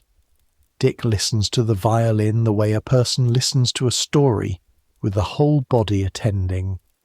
You hear the violin from the passage sometimes, passing on some late errand. The sound comes through the door, which is rarely fully closed when Jefferson is in the study in the evening. The sound is old and interior and complicated in the way that the study itself is complicated, and it moves through the cold passage and up to where you're standing, and it is simply beautiful. It does not resolve anything. But it is true, and in this house, something that is both complicated and true is what you've come to understand as the most available form of honesty. The macaroni is worth explaining. Jefferson brought a pasta machine back from Italy, or rather, he designed one based on what he observed in Italy and had it made and brought it back to Virginia, where it puzzled everyone for a while before becoming one of the famous things about his table. He serves macaroni at dinners. He serves it with cheese, baked in a way that the guests find exotic and the kitchen finds challenging because the machine requires specific attention and the pasta has to be made fresh. He is very particular about it. He is also particular about the cheese, which he orders specifically, and the olive oil, which has to come from particular sources, and the white wine vinegar for the salad dressing, which he makes himself, following a recipe he developed in France by watching a specific cook in a specific kitchen, in a specific way that means the dressing tastes exactly as it should, and no other way. This is the same man who does not notice the stain on his coat. The food gets all the attention the coat does not get. This is not random. Jefferson believes in the table as the place where civilization happens. His dinner parties are famous in the early Republic as events where the boundaries between political enemies are briefly dissolved, where Madison and Hamilton might sit next to each other, where the conversation can be genuinely good. He has thought about this. He has designed it. The dumbwaiters that bring the wine up invisibly, the round tables so no one has precedence, the absence of servants in the room during the meal so that conversation can be frank. He has engineered the conditions under which good conversation happens the way he has engineered the conditions under which good tomatoes grow. The macaroni is part of the engineering. It is a subject, a curiosity. It gets people talking about Italy and about travel, and about what else might be done with the ingredients of other places in the New World's kitchens. The serving of the macaroni smells of wheat and cheese, and the cream the kitchen has added to make it work with what is available here. It is the smell of an idea crossing an ocean and adapting. Not quite what it was in Italy. Something new. Jefferson serves it with satisfaction. His guests eat it and are impressed. In the kitchen below, the cook, who has made this particular dish for the 4th time this month, has opinions about it that she does not express at the table. She expresses them in the kitchen, in the low, continuous murmur that is her own form of record. You learn from this too. There is a specific morning in your second spring at Monticello when you understand something new about the cold water. It is April, an early April morning, and you're walking to the well with the basin, and the morning is doing what April mornings do, which is being cold and slightly luminous at once, the light coming in from the east at an angle that makes the garden look like it is generating its own illumination. The path is dry. The last of the mud has gone from it, and the red clay is clean and precise under your feet. You reach the well. You lower the bucket. The sound it makes going down is the same sound it has made every morning since your first morning. The rope's weight in your hands is the same weight. The bucket hits the water and the echo comes back from the stone walls the same way. You pull the water up. It is cold. This is April cold, which is different from January cold, softer but still real, the cold of a mountain spring that has not yet lost its winter memory. You pour it into the basin. You pick up the basin. And for the first time since you started doing this, you notice something. The weight of the water is the same as it always is. The cold is the same. The walk back up to the house will take the same 4 minutes and 10 seconds. But you are not the same person who made this walk the first time. You know things now that you did not know then. You know the 12 steps of the back staircase. You know the weight distribution that keeps the basin steady. You know the door that opens silently. You know the room behind the door, what it smells like, what it contains, what sounds to expect. You know what the feet look like when they first go into the water. You know the man in the alcove, not the man on the monument, not the man in the letters, the man who soaks his feet, the man with the worn coat and the borrowed teeth and the bird he loves, and the study that smells like old things, and the garden that gets his full heart, and the farm book that contains the names of the people who carry his water every morning for their entire lives. You know him the way you know a place you have lived in long enough to know its imperfections, not the painting of it, the place itself. And knowing him this way does not settle anything. It does not make the farm book weigh less. It does not resolve the declaration. It does not change what you are on this mountain or what he is. But it is a kind of seeing. You see him, which is more than he sees you. You carry the basin up the stairs. The door opens, his feet go into the water, he breathes in, he exhales, he reaches for the letters. Everything is exactly the same. And everything is completely different, because you are different. Because a year and a half of cold mornings has made something in you that was not there before, something clear and specific and yours that no one has asked you to develop and no one is counting in any farm book. A kind of knowledge, a kind of precision. The pen scratches, the bird whistles. You stand near the door and wait. Madison visits in May. James Madison, Jefferson's closest friend and political collaborator, the man who has been thinking alongside Jefferson about Republican government for 30 years. He is smaller than Jefferson, significantly smaller, which is noticeable when they stand together in the entry hall. He is also better dressed, more formally, with the deliberate care of a smaller man who has learned that formality extends his presence. He and Jefferson walk in the garden for 2 hours before dinner. You observe this from the kitchen garden path, where you have reason to be. They talk continuously, both of them. Two men who've been in correspondence for years and who still, in person, talk as though they have been saving things up. Madison's voice is quieter than Jefferson's. Jefferson leans forward when listening to him, the slight forward curve that brings his height down closer to conversation level. They crouch at the same time to look at something in the bean row. Two of the most important men in the early republic crouching in the mud, looking at a bean. Then they stand up and continue the conversation and walk further along the terrace. At dinner that evening, they talk about the tariff question and the Louisiana territories and something about the army that you cannot quite follow from the sideboard. The wine tonight is a Bordeaux that Jefferson opens himself, examining the cork with the focused attention of a man identifying a friend by their face. He pours 2 glasses. He and Madison hold them up to the candlelight simultaneously, performing the same examination. They taste. They talk about the wine for 5 minutes in the shared vocabulary of men who've been talking about wine together for a long time. Their shorthand so compressed that you cannot follow it, and Burwell, who has been following these conversations for longer, barely can. Then they go back to the tariff.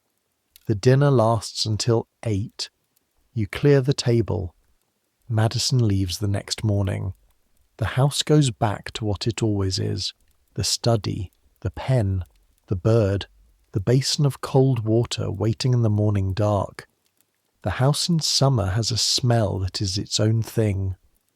By July the heat is the kind of heat that has intentions, not the clean dry heat of western states you have never been to, but the thick layered heat of Virginia, where the air holds moisture and the moisture holds everything else. And by noon, even the shade smells of something warm and organic and thoroughly alive. The kitchen in July is its own climate, a place you pass and feel the heat press against you like a solid thing. The people who work in it all day work in conditions that require a kind of endurance. You respect the way you respect anything that is simply demanded rather than chosen. The smell of cooking in summer is more present than in winter. It saturates the house more deeply because the windows are open and there is no separation between inside and outside in July smells of the garden at its most urgent. The tomatoes and the beans and the corn all doing what July asks them to do as quickly as they can. Jefferson in July sweats. This is not an observation anyone makes in front of him or in letters written to him, but it is present. After 2 hours on horseback in July heat, the smell of horse and man is its most complete. Burwell's management of the riding coat after a July ride is extended and thorough. The coat is brushed, aired, kept away from the study as long as possible. Eventually it comes back to the study because it always comes back to the study. The study coat in July has a July smell that is distinct from its October smell or its February smell. Something opened up by the heat, something released. The fossil specimens respond to July too, the ones on the middle shelves, and the composite smell of the study in the third week of July is something that a new visitor registers and processes rapidly and never fully forgets. Jefferson works through it. The letters accumulate.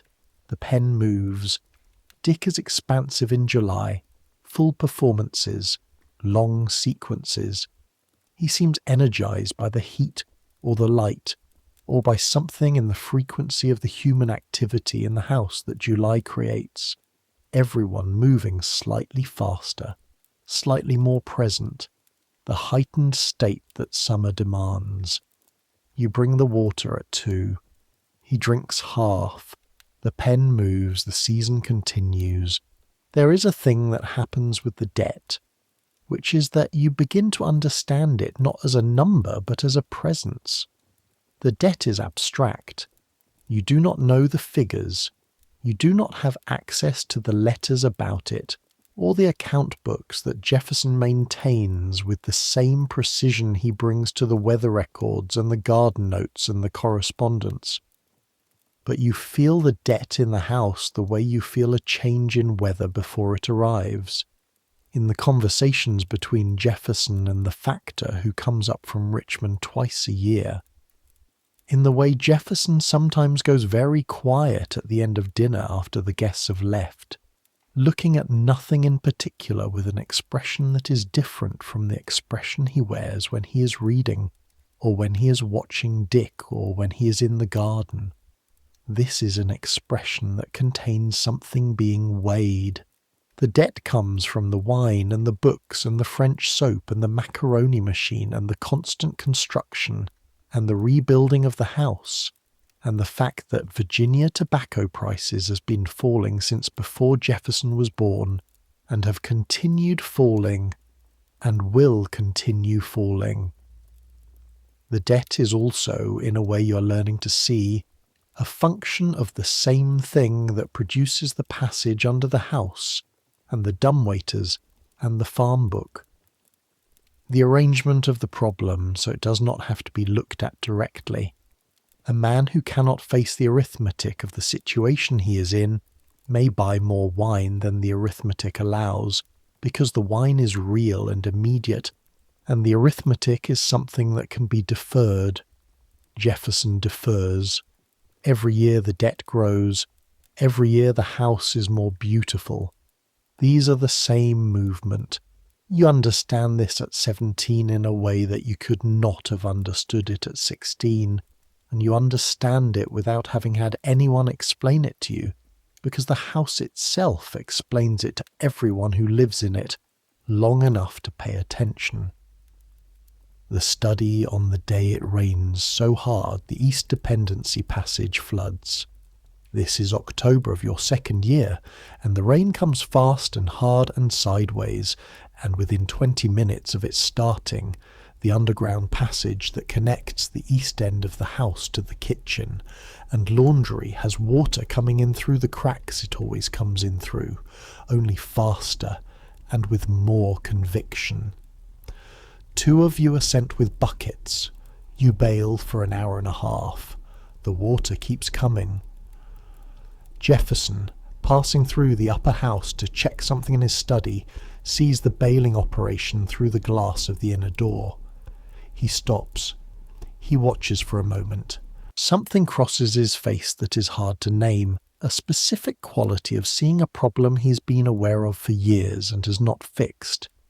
He says to no one in particular that drain needs to be redesigned. He goes into the study. He's been saying the drain needs to be redesigned for 7 years. The drain has not been redesigned. You bail. Burwell, who is also bailing, makes no comment. His face does not change. The water level drops over the next hour as the rain passes. The passage dries, the season continues. In November, after the frost and before the first real cold, there are 3 days of Indian summer that come to the mountain like an apology for what is coming. The air is warm and the sky is the specific blue of November that is different from any other blue, cleaner, higher, like the air has been washed and hung out to dry.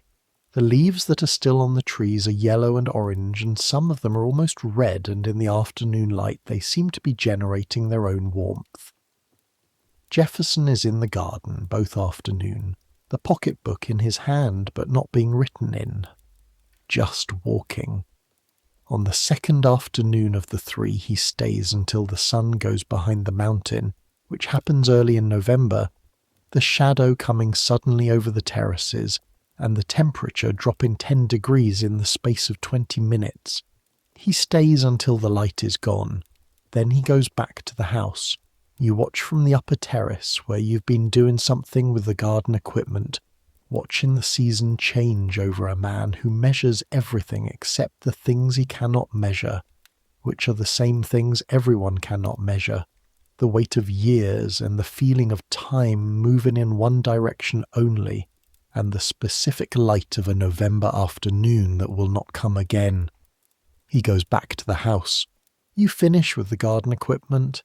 You go back to the house too. The winter of your second year is harder than the first. The cold comes in December and stays. The well rope freezes 2 mornings in a row, not solid but stiff enough that pulling it is work for both hands and requires letting warmth from your palms transfer to the metal before it moves freely. Your breath makes clouds in the passage air. The 12 steps of the back staircase are colder than the air outside because stone holds cold differently than air, and the cold it has accumulated from January and February sits in the stone waiting. Jefferson's footbath does not change. Not in December, not in January, not in February when the cold reaches into the copper itself and the water stays cold for longer than it stays cold in October. Every morning, the feet go in, the breath in, the letters. This has been happening for 40 years before you began carrying the basin. It will happen for the remaining years of Jefferson's life, which are still many, more than you know. He will be in this basin in his 70s. He will be in it at 80. The cold water will outlast the debt and the political arguments, and the visits of foreign dignitaries in silk coats who write offended letters. It will outlast the mockingbird, who has his own lifespan. It will outlast the study coat, which will eventually need replacing because some things even Jefferson cannot hold together indefinitely. The cold water will remain, and you will have carried it. That is in the record, not Jefferson's record, not any farm book, but in the record of what happened, what was true, what the morning looked like from the bottom of the back staircase looking up. You carried the basin. The water was cold. You brought it to the man who needed it. This happened every day for the length of your time in the upper house. This is what kept the morning going. This is what kept all the mornings going. In your last weeks in the upper house, before the reassignment, you spend one morning in the study longer than usual because Jefferson has asked for the fossil tooth to be moved to a different position on the writing stand, and you have to move it carefully and then move a stack of correspondence to make room for it in the new position, and then the tooth has to be examined from several angles and repositioned again because the first position is not quite right. Jefferson watches you do this. For the first time in all the months you have been in this room, he actually watches you do something. Not the absent registration of a person performing a function. Actual watching. The quality of attention he gives to the fossil tooth when he is examining it himself. You move the tooth. He says, a little to the left. You move it a little to the left. He says, there. He goes back to his letters, but for a moment he watched. A little to the left. There. This is as close as it gets. You understand this later, much later, when you have been through enough to know the difference between what is possible and what is not. You understand that for a little to the left there is another language available, a language of what you might have been owed, versus what the morning delivered, and that the morning delivered a little to the left there, and that is what the morning delivered, and the morning being what it is, you take it and carry it.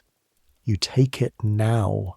You carry it through the rest of the winter, and through the spring that comes after, and through everything that comes after the spring. The voice of the house at night is different from the voice of the house in the day. In the day the house is its purpose. It is performing what it was designed to perform.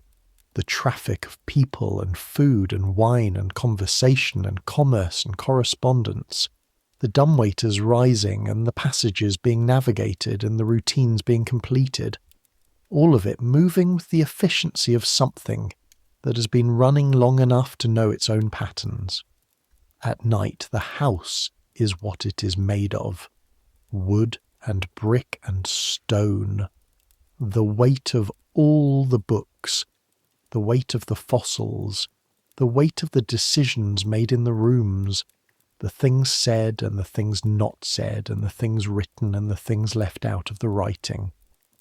All of that weight settles into the walls when the people are quiet and the fires are low and the mountain is dark outside. You lie on the narrow cot and feel it, not oppressively, not as threat, as information.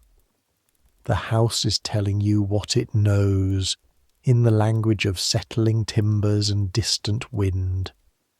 It knows that it was built by people who did not sign the farm book. It knows that the passages that keep the labour invisible do not make the labour disappear. It knows that the cold water comes from a well that is not dug by the man who soaks his feet in it. It knows all the names that are not on the monument. The house knows this. And in the specific dark of February, with the mountain cold and the bird asleep and the teeth in their case and the coat on its chair, the house holds this knowledge the way it holds everything, in the wood, in the stone. You feel it. You are part of it. This is not a small thing. It is in fact the largest thing. And in the morning the bell will ring and the basin will need filling, and the feet will be waiting, and all of the machinery of the great house will resume its performance. But for now, tonight, the machine is at rest. The mountain holds it all. The great man breathes in his alcove. The bird sleeps under its cloth. The cold well waits. And you lie here, knowing what you know, which is more than the record shows and more than the monument names and more than the morning will need from you, but which is yours, unmistakably, irreducibly yours, the specific knowledge of a specific cold morning and a specific weight in your arms and a specific sound of a door opening on oiled hinges into the smell of sleep and old books and the faint persistent horse. You know this. You are here. Centuries will pass. The house on the mountain will be preserved and open to the public and visited by millions of people who will read the placard about the cold water foot bath and look at the alcove bed and stand in the study under the jawbone of the extinct giant sloth. They will feel the weight of the ideas that were produced in this room. They may or may not feel the other weight, but it is here. It has always been here, in the stone, in the cold of the well water, in the slope of the path from the well to the house, which is still the same slope. The path does not need anyone to tell it what happened. It knows. Let the night continue. Let the mountain hold what it holds. Let the cold water wait. Let the coat hang in the dark. Let the words in the letters sit in their pages, carrying the intelligence and the contradiction and the beauty and the evasion of the man who wrote them. Let the bird dream, let the feet rest, let the basin stay empty until morning. You have done the work. Every morning you have done the work. You have been here in the cold and the dark before the performance began, knowing the thing underneath the performance, carrying the basin that makes the morning possible. That is real. That is as real as the declaration. That is as permanent as the cold water. Sleep now. Let the sounds fade. Let the mountain go quiet under the February stars which are out tonight, visible through the tiny window, clear and cold and very far away. They do not care about the farm book. They do not care about the debt. They have been here since before the mountain was a mountain, and they will be here long after the house has become something else entirely. But right now, in this moment, they are shining on a 16-acre plantation in Virginia. They are shining on the well. They are shining on the path you walk every morning. They are shining on the house where a man with borrowed teeth and a worn coat and cold feet is sleeping in his alcove. And they are shining here, on this cot, on you, on everything you know, on everything you are. Sleep now. Good night. But I am getting ahead of myself, because I have not yet told you about the afternoon Jefferson's tooth actually came out. Not one of the borrowed ones. One of the natural ones remaining, a back molar, the lower right, which has been giving him pain for 3 weeks of letters and one dinner party, where you watched him reach up once, just once, and press his fingers against his jaw below the ear, in the brief moment between one guest turning to speak to another, the only moment when no face was directed at him, and then the guest turned back and his hand was gone, and his face was the dinner face again, the host, the conversationalist, the man with the best table in Virginia. The tooth comes out on a Wednesday in September. He has finally agreed to the dentist from Charlottesville coming up to the mountain, which is a concession because Jefferson prefers to go down to the dentist rather than have the dentist come here. But the tooth has progressed past the point where the ride is advisable, and so the dentist comes up. The dentist arrives mid-morning. He has his bag. He is a small man in his 40s who has the particular quality of competence specific to people who do genuinely difficult things in genuinely difficult conditions, and have learned not to dramatize either the difficulty or the competence. Jefferson and the dentist disappear into the dressing room. You're in the upper passage with no particular task, which is unusual, which suggests that Burwell has arranged for the passage to be clear.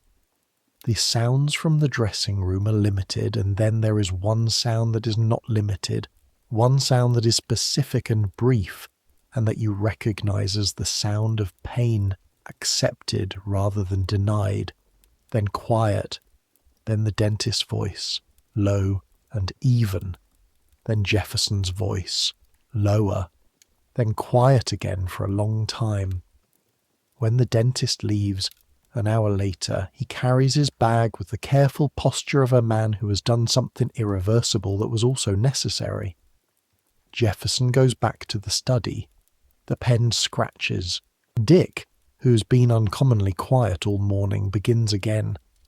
You carry up the water at 2. He drinks all of it. The tooth is not mentioned. What is mentioned 3 days later in a letter to his daughter Martha that Burwell reads to you from a passage that Jefferson asked to be delivered? That the tooth has been removed and the relief is considerable and he is already eating normally. His word, considerable. He uses that word the way another man might use the word thank God. The relief is considerable. He goes back to work. The letters continue, and there is the matter of the smell of the medicine. Jefferson keeps a medicine cabinet in the dressing room. This is standard for the era. Medical care in 1801 is not something you can reliably summon quickly in the Virginia countryside. You keep what you have, you use what you have, and you have a theory, or Jefferson has a theory, which governs what you keep. He does not believe in bleeding. This puts him significantly outside the mainstream of contemporary medical thinking. But Jefferson's relationship with mainstream thinking is always conditional. He thinks bleeding weakens rather than purges. He thinks calomel, the mercury compound that Rush prescribes enthusiastically for almost everything, is dangerous. He has written to Rush about this diplomatically, the kind of disagreement that maintains a friendship while holding a firm position. What he keeps in the cabinet instead: bark, which is quinine for fevers; laudanum, which is opium dissolved in alcohol for pain; camphor for topical applications; various compounds made from plants he has been studying with the same precision he brings to the kitchen garden. The medicine cabinet has a smell. It is the smell of the period's medicine. Sharp and herbal, and underneath the herbal something chemical, the alcohol base of the laudanum and the camphor and the particular bitterness of the bark. It is the smell of the era's best efforts. You smell it when the dressing room door is open in the morning. It drifts into the passage, faint and specific. It is the smell of what was available, of what was done with what was available, of a man trying to maintain a body that he needs to keep going, in the only ways the period permits, with the scientific rigour he can bring to bear on a science that has not yet become what it will become. He does not always get it right. The tooth hurt for 3 weeks before he allowed the dentist to come, but he keeps trying. He records, he corresponds with physicians, he modifies, he maintains the cold water through every winter, because the evidence, his own evidence, the 40 years of his own constitution tells him it works. He maintains what he can. This is the word, maintains. Everything in the house is maintained: the garden, the records, the wine, the correspondence, the philosophical positions, the democratic experiment, the cold water foot bath. The maintenance is real. That it is selective is also real. These two things sit next to each other in the house, the way the fossil tooth and the letter on the writing stand sit next to each other. Not contradicting, just both present, both demanding to be accounted for. You account for both. You have been accounting for both since the first morning. And there is something you have been meaning to say about the windows. Jefferson's windows are a project. He has been thinking about windows since he was 20 years old and designing Monticello for the first time on paper, in the notebooks that are now part of the archive, a young man's drawings of a house he wanted to build on the mountain where he was born. The windows in those drawings are large, larger than the windows in any house he had seen in Virginia. He wanted light. He wanted the inside to feel connected to the outside. He wanted you to be able to see the Blue Ridge from any room in the house without going outside. He achieved this. The windows in Jefferson's study look south and west. In the afternoon, the light comes through them at an angle that falls across the writing stand and across the fossil tooth and across the books on the south shelves and, depending on the season, across the cage where Dick is watching everything with his one bright eye. This light in October is warm and level and specific. It does not have the thickness of summer light or the coldness of February light. It is October light, the light of harvest and ending, and it falls across everything in the study with perfect impartiality. It falls across the stain on the study coat. It falls across the books in Greek, It falls across the papers accumulating at the edge of the writing stand, the ones that have overflowed the neat stacks Jefferson maintains for the first hour of the morning and by afternoon have achieved their own system. It falls across Jefferson's hands as he writes, the large left-handed hands, freckled and ink-stained and efficient in their motion across the page. In this light, in October, everything in the study looks exactly as significant as everything else. The fossil, and the letter, and the pen, and the coat, and the bird, and the books in 3 languages, and the cold water basin that you carried up the stairs before 5 this morning. All of it equally present, all of it equally in the light. This is what the windows do. This is what Jefferson wanted when he designed them. He wanted to see. He wanted everything in the clear light. He succeeded. Whether he looked is a different question. The answer to that question is complicated. You've been carrying that answer for 1.5 years now. You're still carrying it. You will carry it past the reassignment and past the years that follow and past everything the mountain holds in store.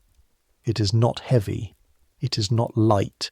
It is just true. And the light comes through the windows every afternoon and falls on it equally, impartially, without opinion, the way light falls on things that need to be seen, whether anyone is looking or not. The basin is heavy. The path is 4 minutes and 10 seconds in the rain. The stairs are 12 steps, cold in February. The door opens on oiled hinges. The feet go into the water. This is what you know. This is what you've always known. This is what the morning asked of you. You gave it. Every morning. You gave it. Good night. I want to tell you one more thing about the smell. Not the smell of the study, which we've covered in some detail. Not the smell of the riding coat or the morning basin or the medicine cabinet. Something else. Something more specific. Something that took you months to identify and that you have never heard anyone else mention. Not Burwell, not Priscilla, not Aggie, not any of the visitors who write letters about the great dinner and the remarkable man and the mountain top and the view. There is a smell that comes off Jefferson's letters. Not the paper. The paper smells like paper, and the ink smells like ink.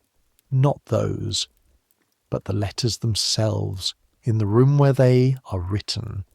In the air around the writing stand in the afternoon when he's been writing for hours, and the words are still fresh, and the wax of the seal is still warm. There is a smell that is the combined presence of all of it. The ink and the paper and the seal wax and the warmth of the room and the breath of the man who's been producing words for 6 hours and the bird who's been performing for the same 6 hours and the fire that has been burning and the coat that has been wearing and the specimens that have been sitting in their particular arrested state of preservation. All of that together in an enclosed room in an October afternoon. You have smelled this smell 200 times more. Every morning that you have come to collect things from the study, every afternoon that you have brought the water, every evening that you have gathered the accumulated detritus of a day of intense intellectual work. It is the smell of thought, or rather, it is the smell of the conditions under which a specific kind of thought happens. The conditions in this room, in this house, in this life. The cold water and the horse and the old coat and the bird and the fossils and the ink and the fire and the man who needs all of these things around him to produce the words that will outlast everything. The words that will outlast the coat and the fossils and the bird and the study and the house and the mountain. Or not the mountain, mountains last, but everything built on the mountain. The words are still here. We are still reading them. All men are created equal. He wrote that in a room that smelled of old bones and unwashed coat, and a bird that could reproduce a door hinge in perfect pitch. He wrote it with ink that dried in this specific air. He wrote it with the same left-handed hands that felt the frost on the garden soil in November, and held the violin in the evenings and pressed the jaw below the ear when the tooth was bad.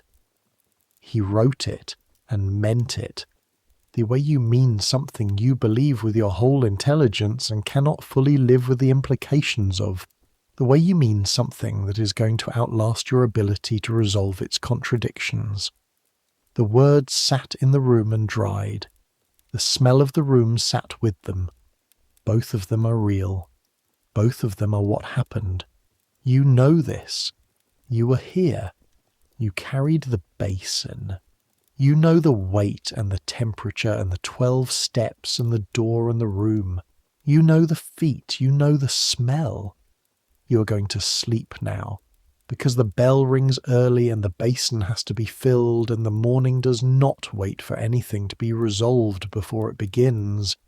But first, the smell of the room where the words were written, the smell of all the things that were true at the same time, the cold water and the declaration, the horse and the equality, the borrowed teeth and the unalienable rights, the mended coat and the mountaintop, the basin and the man who needed it, both, all of it, at the same time, in the same room, in the same October light.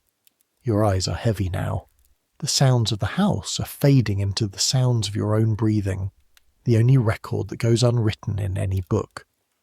The cold of the February night is coming up through the cot, and the blanket is thin and your feet are cold, which is a smaller version of the cold that Jefferson puts his feet into every morning, not a ritual, just the cold of a narrow bed in a Virginia winter, just the cold of being where you are. You are where you are. The mountain is where it is. The well is where it is. The water is in it. And in 6 hours the bell will ring and the water will come up, and the basin will be filled, and the stairs will be climbed, and the door will open, and the feet will go into the water, and everything will begin again and again and again for as long as this lasts, for as long as the morning requires it, for as long as the world needs cold water carried up 12 steps in the dark to the man who writes the words that the world cannot stop reading. You are part of that. You have always been part of that. The basin is proof. The 4 minutes and 10 seconds is proof. The 12 steps counted in the dark without a lantern because you know them well enough to count them in your sleep. All of it proof. Proof of what you carried. Proof of where you were. Proof that the morning happened. Proof that the house was real. Let it go now. Let the morning take care of itself for another 6 hours. Let the well hold the water. Let the rope stay still. Let the bird keep its eyes closed under the cloth. Let the fire in the study breathe out its last warmth and go dark. Let the coat hang. Let the teeth rest. Let the feet be warm for 6 more hours before the cold water comes for them. Let the words sit in the pages they were written on and be what they are, which is everything and insufficient, which is true and incomplete, which is the best and the not enough that a man can manage when he is a man and not a monument, when he is breathing and cold-footed and wearing an old coat, when he is somewhere between the idea of himself and the fact of himself. Let him sleep. Let you sleep. Let the mountain hold everything. Let the stars keep doing what the stars are doing, which requires nothing from any of you, which will continue regardless, which was happening long before the house was built, and will be happening long after the house is someone else's memory. You are warm enough. You are fed enough. You are here. That is enough. That has always been enough. Sleep now. This is the mountain. This is the cold water. This is the morning that is coming. This is the work that holds the morning together. This is you, carrying the basin. This is all of it at the same time, in the same October light, in the same December cold, in the same February dark, all of it. Real. Good night. One last thing before the dark takes everything. The mockingbird. Dick will live for 11 years after this. He will outlast several of the things that seem more permanent. He will be in his cage by the window when Jefferson is at his most tired, when the debt has compounded past any comfortable reckoning, and the letters come from creditors as often as they come from presidents. And Dick will whistle the French song regardless, the ascending phrase, the door hinge. Jefferson will let him out of the cage sometimes in the evenings. The bird will fly around the study. He will land on Jefferson's shoulder while Jefferson reads. He will sit there for a long time, the bird on the shoulder of the man, both of them in the firelight, both of them making small sounds, the one writing or reading and the other performing, and it will look like the most private and contented thing that happens in this house. This is not the history that gets written down. The history that gets written down is the Declaration and the Presidency, and the Louisiana Purchase, and the university he will eventually found in Charlottesville, which will be his last great building project and which will nearly destroy him financially, and which he will consider his finest work. The bird on the shoulder is not in that history. The cold water basin is not in that history. The 12 steps of the back staircase and the 4 minutes 10 seconds and the weight of the copper and the cold of the rope are not in that history. You are not in that history, but the history happened in the same rooms as you. The words were written in the same air you breathed. The cold water came from the same well you walked to in the dark. You were there. The history was there. They shared the space. They shared the morning. They share it still, in the way that things that happened in the same place share it. The way the stones of the walls share the morning that passed through them. The morning passed through you too. You are part of the wall. That is not nothing. That is in fact everything.